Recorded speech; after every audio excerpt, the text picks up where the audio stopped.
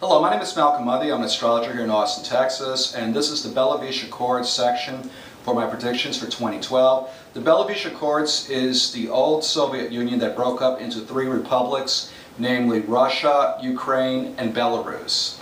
So if you ever watch the Olympics, you'll probably see those three countries being represented by their athletes as opposed to, say, the Soviet Union. Anyway, the Belavesh Accords was formed as an entity on Christmas Day, December 25th, 1991, 7:32 p.m. Moscow. This was the time, the reported time by news agencies when the old Soviet Union flag came down, the hammer and sickle flag, you know, the red one. When that one came down and the new flag, the red, white, and blue one that we see now, representing the three republics, this was the time that that flag went up. It was shortly after Mikhail Gorbachev made a surprise announcement of this on national television. Okay, with this in mind, Jupiter is in the 9th house and goes into the 10th house in, I think, this month. And this is going to be a really, really good year for them in terms of their reputation. I think Jupiter in the 10th, they're not going to get any criticism in terms of their business model or government. This particular part of the world is undergoing a renaissance right now because they allowed their country to fail because they admitted their model was not correct and not workable. That's going to be the problem with the United States of America, in my opinion. We can't admit that our working model with the Federal Reserve, with the banks, is flawed. We won't admit that because you won't get elected to political office, the media will not support you, and the banks will not support you. And as long as we continue to deny that this is not workable, the probability of this country, the United States, going into a real big major depression is high. And I think it's going to manifest probably around the year 2014 when we have a grand cross between a whole bunch of planets.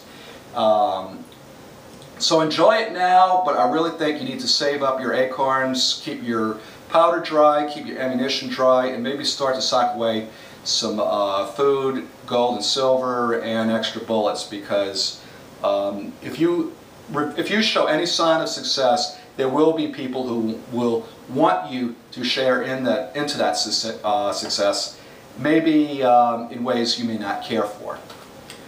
Anyway, with Jupiter going into the 10th house, their reputation as a country and as a republic is going to be really, really good, be it Ukraine, Belarus, or Russia, and the renaissance is going to continue.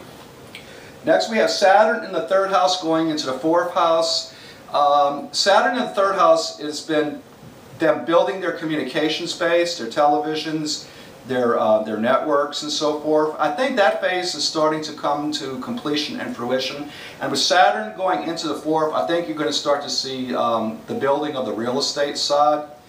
I think there's going to be some restrictions imposed at home by the Russian government and the Ukraine and Belarus governments, but I think it's going to be real minor stuff. And I think it's, like I said, this is primarily in a building phase, which is another side of Saturn that you very rarely see.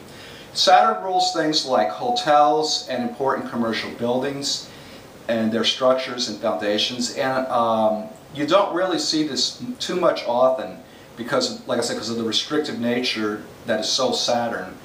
But I think in this case it's going to be that, the rebuilding of the distressed properties of these nations. And let's see, Uranus is going to be in the 8th house until March of this year. Uranus going into the 9th house means expansion of international travel, surprises involving communications on an international basis. And I think you're going to see much more computer technology involvement in terms of allowing other types of philosophies and beliefs to flourish. Like I said, I think these areas are going through a renaissance. And with Uranus in the 9th house, you're going to see some surprises in terms of allowances for international travel and allowances for international communications to take place for education and cultural purposes. Next we have Neptune. Neptune's going to be in the 7th house. Well, on an international basis, they're going to have problems. They're going to be Vladimir Putin and most of the people in these areas are chess masters. They play chess. People in the United States of America play poker and constantly try to bluff, whereas these guys use chess as their model for negotiating tactics. Unfortunately, they are still in the building phase and don't really have the clout to try to go up to the poker table, although they are going to make some inroads, especially regarding the Iranian situation. But I think you're going to see some deception and disappointments with their own court systems at home as they try to get out of the old Soviet bloc, and they're going to have some disappointments and deception regarding trying to negotiate. Neptune also rules oil and petroleum, so I think you're going to see that possibly as a main key factor in their international negotiations, which is the 7th house. And let's see, Pluto's going to be in the 5th house all year. This house is ruled by Jupiter. Jupiter's unafflicted. Continued business expansion, continued expansion of financial markets. This is going to be a place to invest, not so much China or the United States. I think this is going to be the place to invest because they are growing out of an admission of admitted mistakes from the past. And you can't help but think the only place they have to go from here is up. And I'll just leave it at that for that region of the world. And that's it for now. I hope you enjoyed my seminars. If you have any more questions or comments, feel free to post them on YouTube. Bye for now.